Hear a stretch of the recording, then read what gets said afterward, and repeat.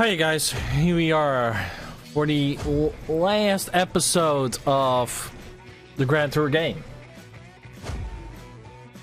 Episode 14, which is the very last we have left. There's not more after this, Kakalak. It's literally gone. Can I skip? Let's do this.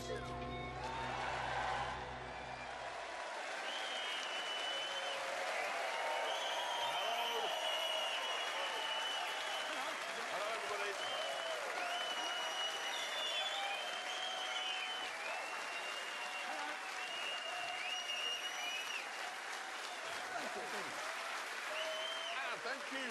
And coming up in this never-to-be-forgotten show, Richard operates a bat.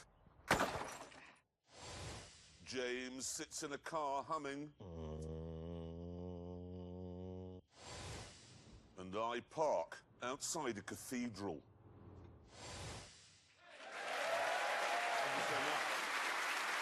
I'm not sure how many episodes there are or parts. This is a bit of a Ford-based show because we were staggered to hear the other day that they're thinking of pulling the plug on the Mondeo. Now, this is enormous news. In Britain, losing the Mondeo is a bit like, well, losing the royal family. Yeah, and if that happened, someone would make a documentary about them. Quite, which is why we decided this week the Grand Tour should make a documentary about the passing of Ford's medium-sized family saloon. It's exciting stuff. It's kind of stuff. The Mondeo story actually begins way back when the world was black and white. With this, the Ford Cortina. This is Genesis, the first chapter in easily the most important book in British motoring history. It came along in 1962, and apart from the CND rear lights, it was nothing special. It wasn't revolutionary like the Mini, it was just an ordinary family saloon. Can I drive it? Ford decided that to put it on the map, they'd mount an assault on the world's racetracks, which meant creating a high-performance version, the world's first ever fast Ford. And this is what they came up with. But this is Lotus.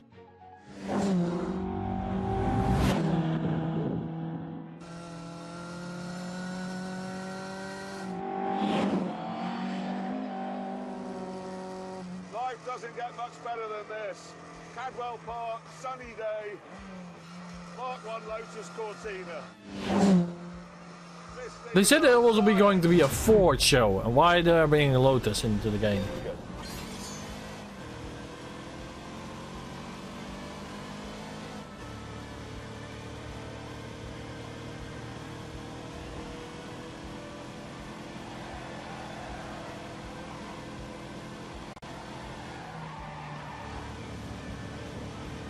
It's quite scary through here.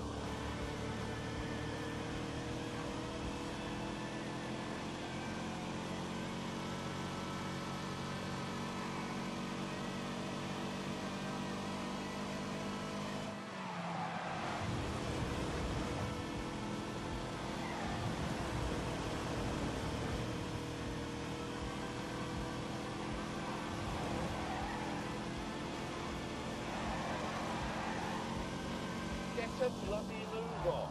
Look at that for a tidy line.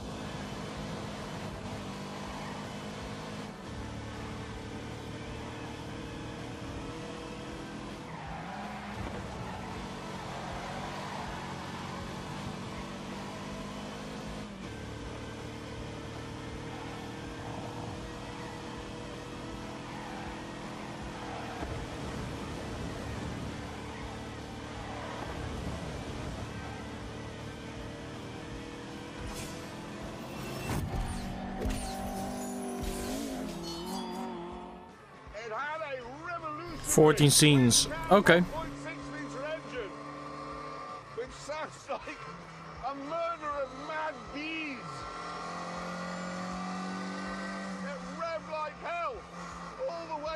8,000 RPM and produced 105 horsepower.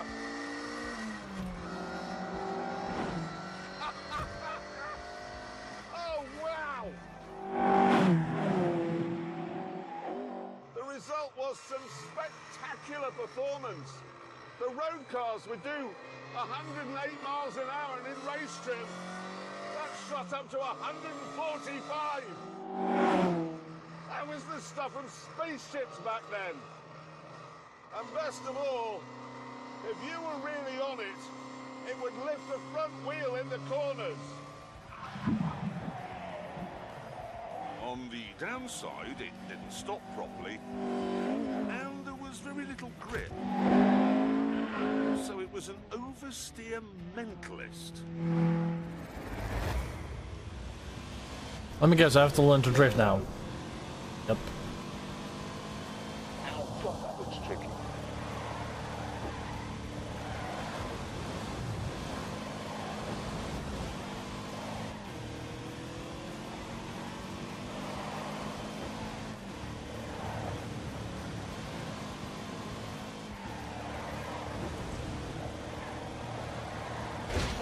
God. No!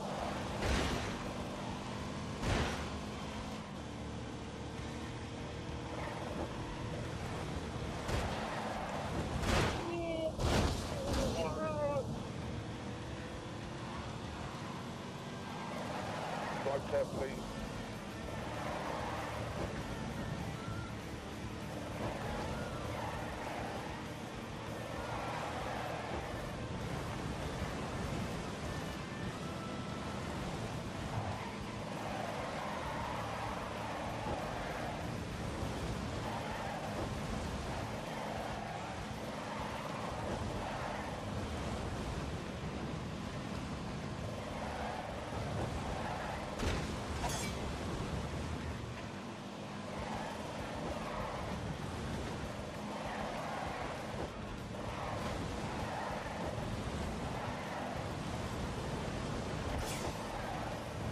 Oops.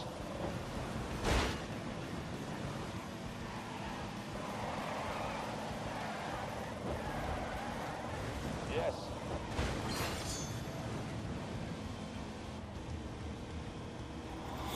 It was also astonishingly brittle. Autocar magazine ran one for a year, 29,000 miles, and in that time, it needed 6 rear axles and 3 sets of rear suspension, and probably a whole load of new half shaft as well, because they were made from chocolate. But it didn't matter, because the Lotus Cortina wasn't designed to last a lifetime. It was designed to last about 40 minutes, because that is how long a race lasted. Back in the early 60s, saloon car racing in Britain was just about the most exciting motorsport the world had ever seen. No, please, no, please, no. Damn God. Wait, I'm inviting the entire crew? Oh, fudge. Well, it's a nice finish, to actually be honest, but... Bam. How's Hammond being faster? And I hate this screen lookage! I hate this pixelated look! God damn!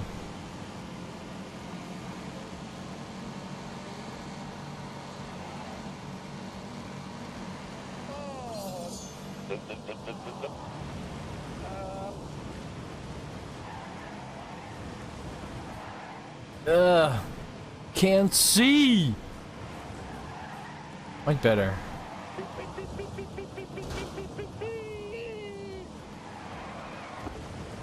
That's will do.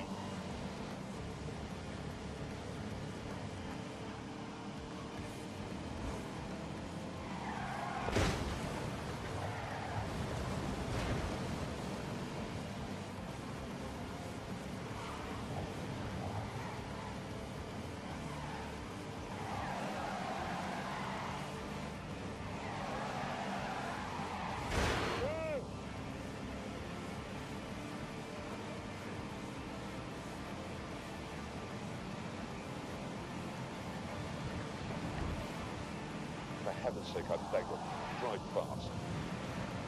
Abby is catching up.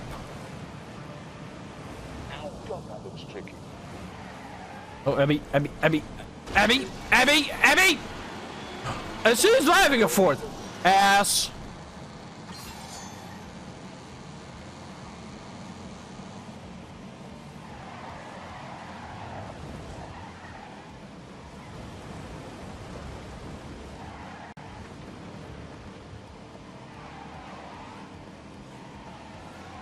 Her already the tire squeaking as fuck.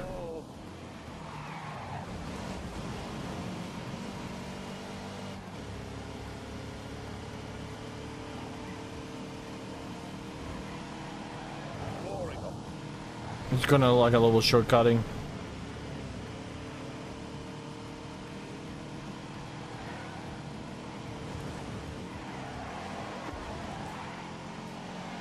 Drive carefully.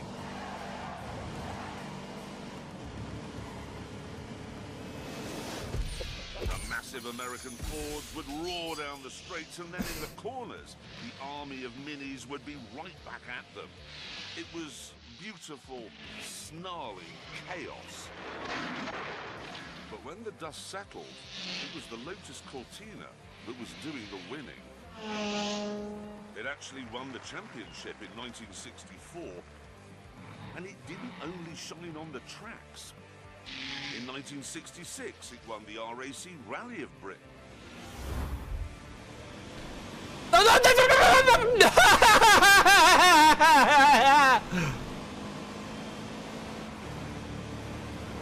Why I have to drive like this?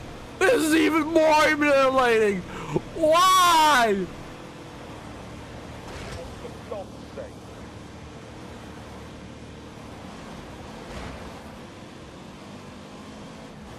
This is the most hateful track. Well, not the most hateful track, but it could worse.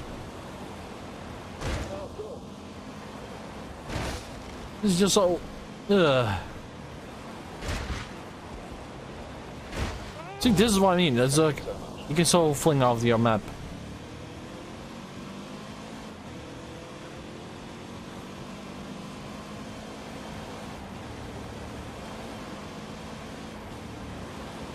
Oh,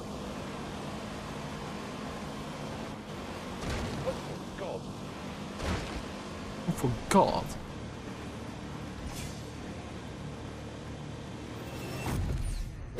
At this point in history, rationing had only just given way to the Rolling Stone, and the glamorous Cortina caught the mood of the moment perfectly.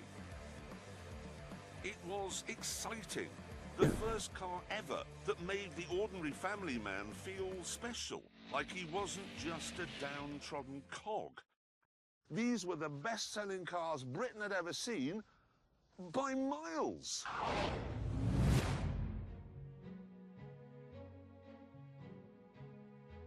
You joined me in Doncaster, outside my old school. And I remember very clearly coming out of that door one afternoon in 1969, skipping along here, coming round this gate post here, and I noticed that parts over there was a 1600E, an E in amber gold, just like that.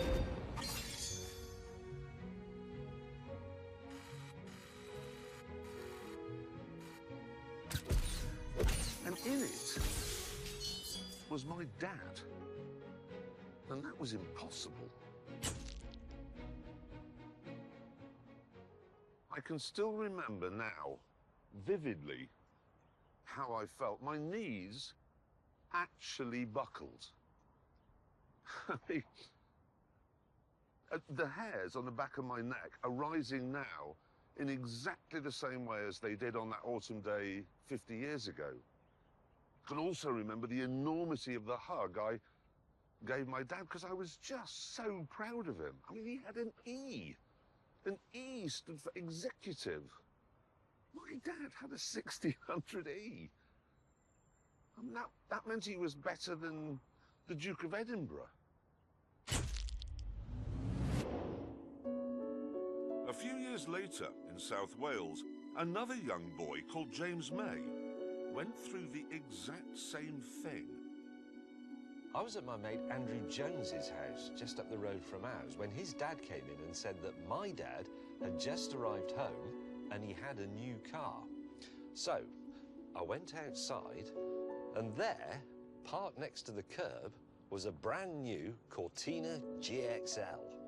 And I thought, well, that can't be my dad's new car.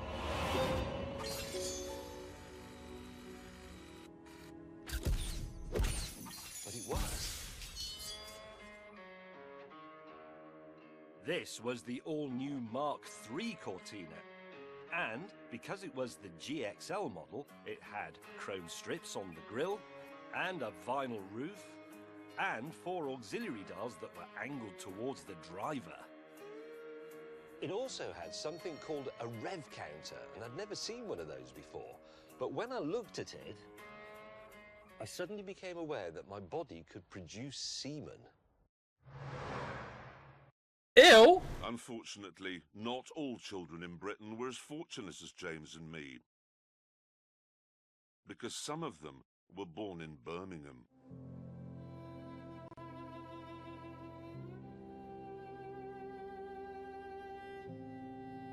And you couldn't really have a fort here because this was the home of British Leyland.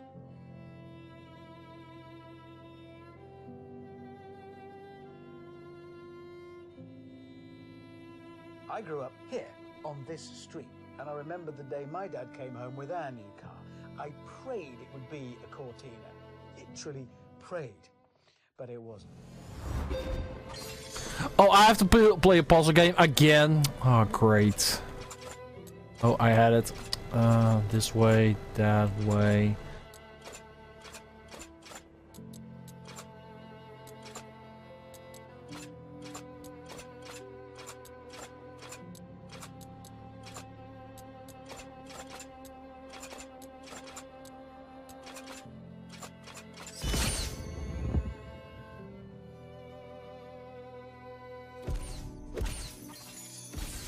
What it was a shoulder-sagging bag of disappointment called the Austin Allegro Estate.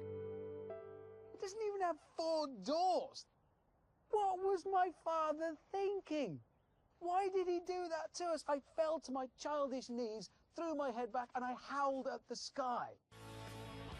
Because my dad had the GXL, he got the brake servo and the alternator as standard. I'm sorry to keep banging on about this GXL thing, but my mate Lonnie, his dad only had an XL, so he was scum. There we go. And so yeah, this is the disappointment. I'll be coming back next week. What the hell? Huh? Oh man, something is wrong. Something is definitely wrong. 1 minute. Somebody's streaming, he's not supposed to be streaming. What the hell? What the... According to my Twitch, it's... or to my Discord, he's streaming. He's not. 1 minute.